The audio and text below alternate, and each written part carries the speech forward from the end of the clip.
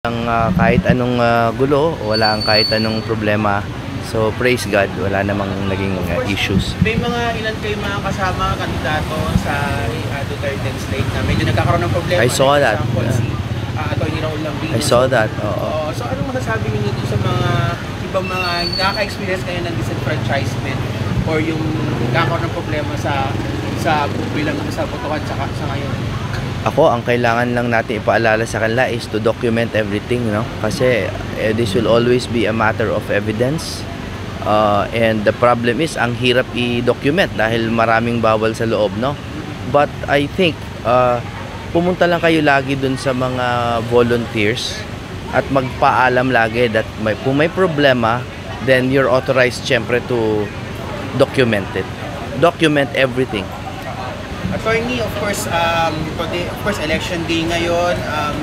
Ngayon, pumipili na yung ating mga kababayan.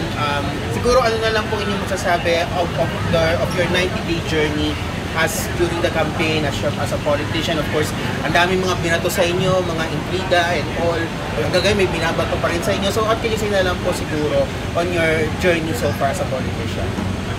Panginoon lang po ang humuhusga ng lahat ng gawa natin sa daigdig, and I'm very happy to have had this very educational experience. Talagang makikilala mo ang Pilipinas, no? Both the good and the not so good, makikilala mo kapag tumakbo ka. And I'm honored to have participated in the 2025 elections. Yung pagbabato po, wala po yan. Kasali po sa buhay yan. Ang importante po is that we listen to what God instructs us to do.